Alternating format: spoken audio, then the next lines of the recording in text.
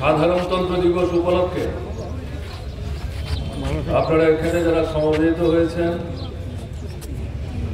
ত্রিপুরার সমস্ত অংশের নাগরিক, আমাদের দেশের 140 কোটি মানুষ, তাদের সকলের প্রতি আমি শুভেচ্ছা এবং অভিনন্দন জানাচ্ছি আমাদের পার্টি, ভারতের কমিউনিস্ট পার্টি মার্ক্সবাদীর পক্ষ থেকে।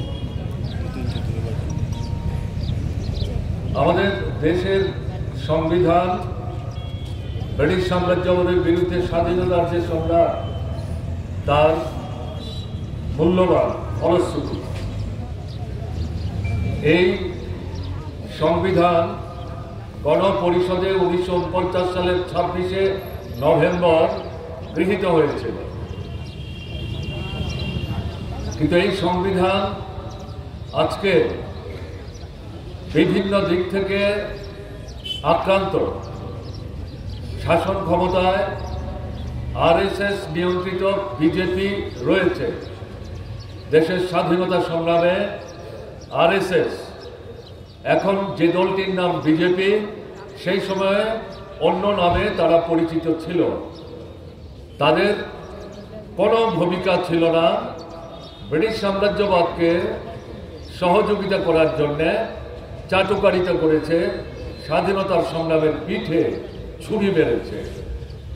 স্বাধীনতা অর্জনের পর সংবিধান তৈরির প্রশ্নে যে গণপরিষদ তৈরি হয়েছে, সেই গণপরিষদে ভারতবর্ষের সমস্ত রাজনৈতিক দলের নেতৃত্ব, বিশেষ ব্যক্তিত্ব স্বাধীনতা সংগ্রামে অংশগ্রহণ করেছেন।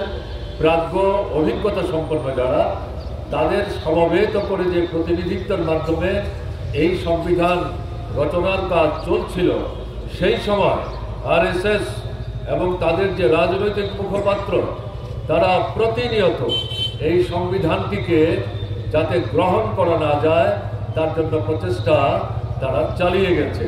এবং তাদের একমাত্র লক্ষ্য ছিল মনুবাদী যে বক্তব্য, যেটা আগ পাশ তলা নারীদের বিরুদ্ধে, দলিত মানুষের বিরুদ্ধে, অত্যাচারী যারা, শোষক যারা, ধর্ম, বর্ণ, সম্প্রদায়ের কথা বলে মানুষকে বিভক্ত করে তাদের উপর সেই রাজত্ব কায়েম করার লক্ষ্য নিয়ে মনুবাদ তৈরি হয়েছিল।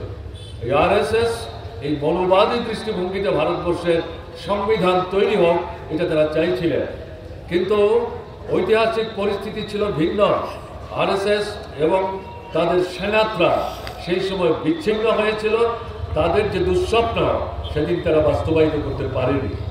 আমাদের দেশের জনগণের বিভ্রান্তির সুযোগ নিয়ে আরএসএস নিয়ন্ত্রিত বিজেপি আজকে রাষ্ট্র ক্ষমতায় অধিষ্ঠিত। এই সুযোগ নিয়ে এরা ধর্মের নামে মানুষকে বিভক্ত করে আমাদের দেশকে তথাকথিত হিন্দু রাষ্ট্র নামে প্রতিপন্ন করতে চাইছে এবং সংবিধানকে তারা বিভিন্নভাবে আক্রমণ করছে। সংবিধান আক্রমণ মানে গণতান্ত্রিক অধিকার আক্রমণ, নাগরিক অধিকার আক্রমণ, সার্বভৌমত্ব আক্রমণ, একদলীয় স্বৈরশাসন কায়েম করার দিকে বিজেপি এগিয়ে চলেছে। এর মধ্যে ফ্যাসিবাদী দৃষ্টিভঙ্গি লুক্কায়িত আছে। এর বিরুদ্ধে দেশের মানুষ, ধর্ম, বর্ণ, সম্প্রদায় নির্বিশেষে আমরা যদি ঐক্যবদ্ধভাবে প্রতিরোধ গড়ে তুলতে না পারি, এই ফ্যাসিবাদী শক্তি তাদের এই দুঃস্বপ্নকে বাস্তবায়নের লক্ষ্যে যেভাবে এগিয়ে যাওয়ার চেষ্টা করছে, তাদেরকে যদি জনগণ থেকে আমরা বিচ্ছিন্ন করতে না পারি, রাজনৈতিক লড়াই যদি পরাস্ত করতে না পারি, তাহলে গোটা দেশ বিপন্ন হবে। সংবিধান যদি রক্ষা না হয়, গণতান্ত্রিক অধিকার কি করে রক্ষিত হবে? গণতান্ত্রিক অধিকার যদি রক্ষিত না হয়, মানুষের বেঁচে থাকবার যে মৌলিক চাহিদাগুলো, খাদ্য, বস্ত্র, বাসস্থান, শিক্ষা, স্বাস্থ্য এবং এগুলির জন্য তার যে উপার্জন, আয়, কাজ, কর্ম, এই অধিকার কি করে আমরা ভোগ করব? এমনকি মাথা গুজবার জন্য একটি যে স্থায়ী আস্তানা, তারও কিন্তু কোনো নিশ্চয়তার জন্য লড়াই করা সম্ভব হবে না।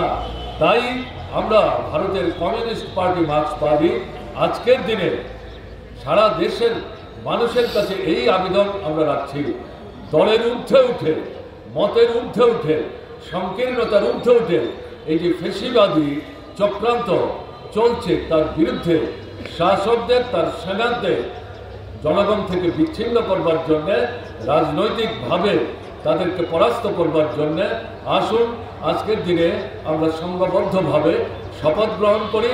এই লক্ষ্য নিয়েই আজকে দেশের মানুষের সামনে আমাদের 1949 সালের 26শে নভেম্বর যে সংবিধান তৈরি হয়েছিল তার যে প্রস্তাবনা, সেই প্রস্তাবনা পাঠের মধ্য দিয়ে ভারতবাসীকে উদ্দীপিত করার চেষ্টা আমরা করছি।